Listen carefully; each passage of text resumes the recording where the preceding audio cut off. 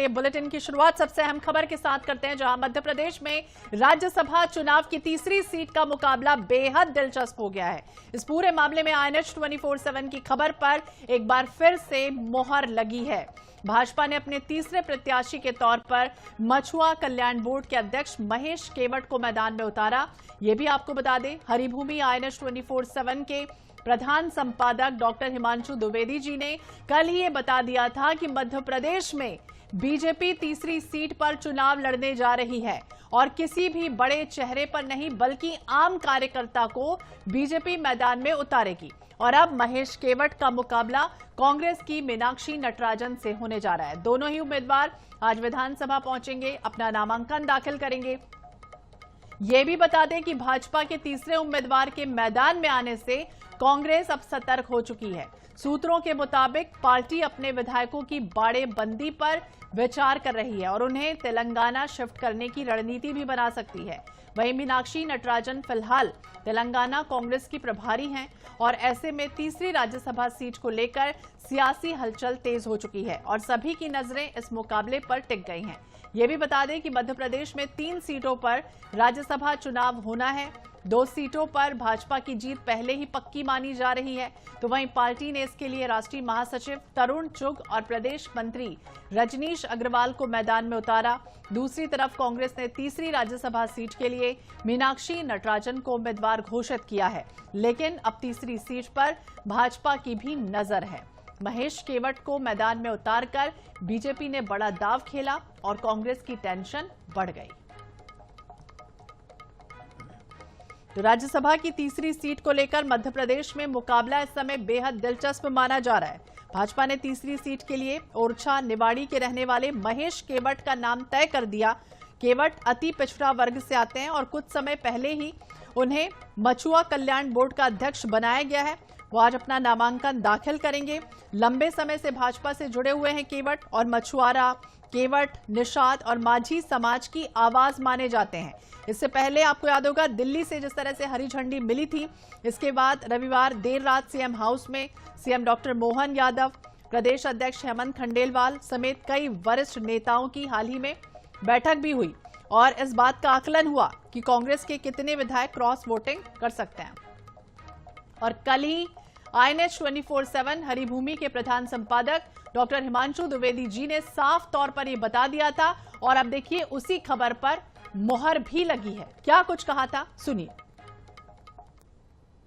Bharatiya Janata party के राष्ट्रीय नेतृत्व ने प्रदेश नेतृत्व को तीसरा प्रत्याशी उतारने पर सहमति दे दी है।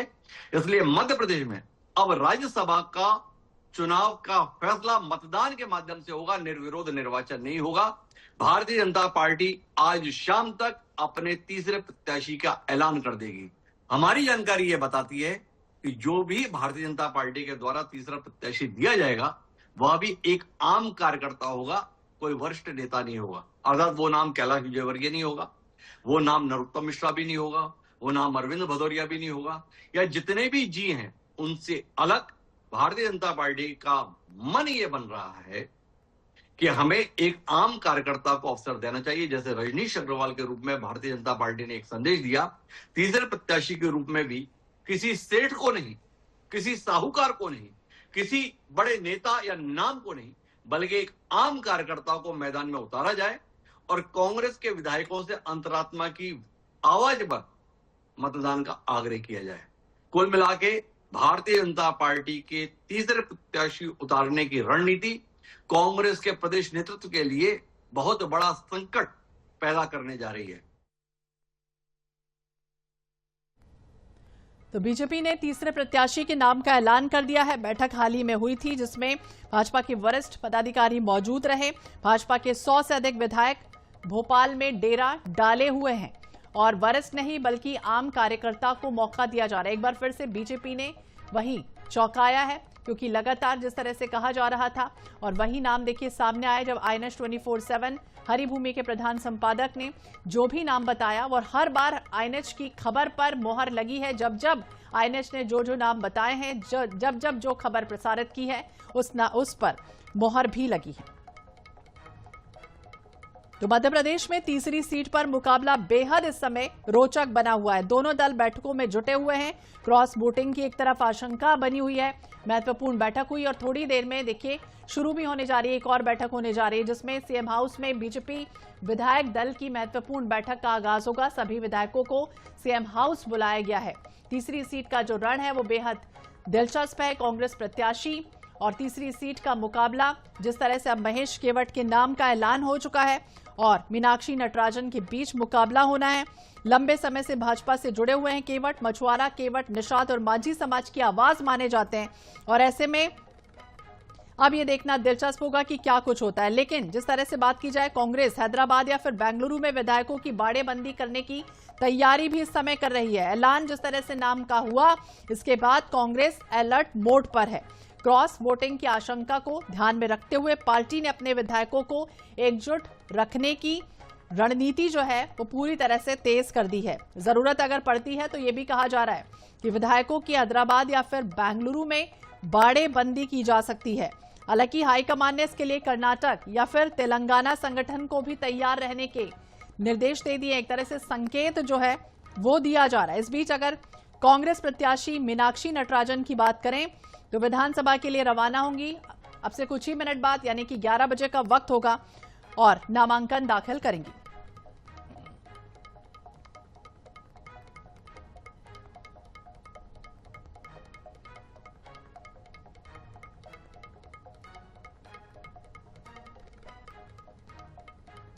तो कौन है मीनाक्षी नटराजन, वो भी आपको बता देते हैं।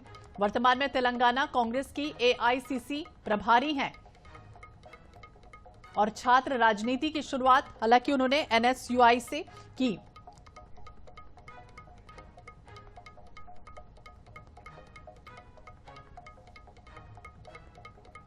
और ज्यादा जानकारी के लिए बात करेंगे भोपाल ब्यूरो चीफ अनुराग मालवी, हमारे सहयोगी हमारे साथ भोपाल से जुड़ गए। अनुराग, देखिए जिस तरह से घेराबंदी बाड़ेबंदी हो रही है और अब से कुछ ही मिनट बाद बैठक भी होने जा रही है, अभी क्या जो है दिलचस्प नजारा दिख रहा है इस समय और क्या रणनीति तैयार हो रही है? बिल्कुल, देखिए सबसे पहले भाजपा विधायक अंदर जा रहे हैं, आपको दिखा रहा हूँ। ये तमाम भाजपा विधायक जो हैं वो नॉमिनेशन फॉर्म साइन कर रहे हैं। यहाँ अगर दिखाएं तो ये पूरी प्रक्रिया यहाँ पर नॉमिनेशन फॉर्म की है। जो विधायक नॉमिनेशन फॉर्म साइन करके आ रहे हैं उनसे भी बात करते हैं।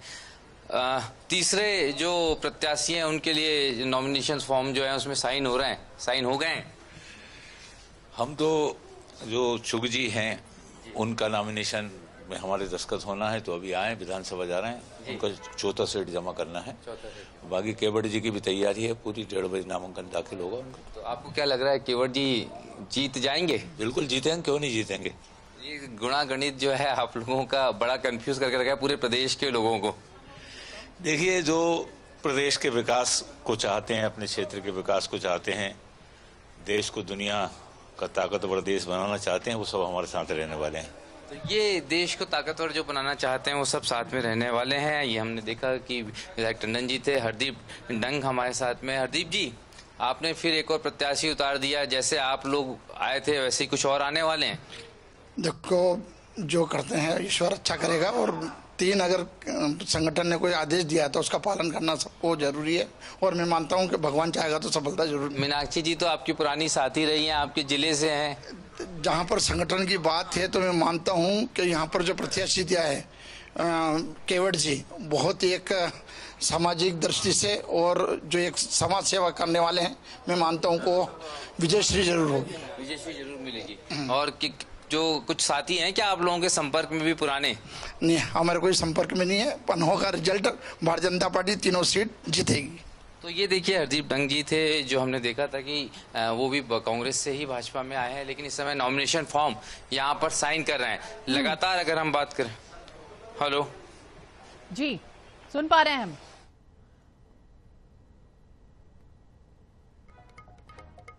तो देखिए, अब जिस तरह से यहां पर महेश केवट भाजपा की तीसरे राज्यसभा के प्रत्याशी घोषित कर दिए गए हैं। महत्वपूर्ण बैठक अब से कुछ ही मिनट बाद होने जा रही है और अब राज्यसभा सीट का मामला नहीं है। अब देखना होगा दिलचस्प किस तरह से आने वाले समय में बनता है। लेकिन नामांकन से पहले यह भी कहा जा रहा है कि मीनाक्षी नटराजन ने प्रदेश कांग्रेस के प्रभावशाली नेताओं से मुलाकात भी की, राजनीतिक समीकरण को साधने की कोशिश की। तो दूसरी तरफ बीजेपी पूरी तरह से तैयार है।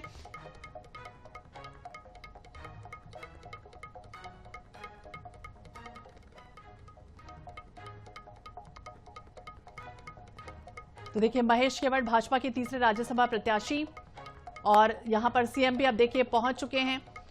हेमंत खंडेलवाल यहां पर मौजूद है। तमाम जो दिग्गज बड़े नेता हैं वो इस वक्त यहां पर मौजूद है और अब से कुछ ही मिनट बाद बैठक जो है वो शुरू होने जा रही है। तो राज्यसभा की तीसरी सीट पर मुकाबला महेश केवट को उम्मीदवार जिस तरह से बनाया है, भाजपा की रणनीति जो है वो साफ तौर पर राजनीतिक रूप से काफी अहम मानी जा रही है।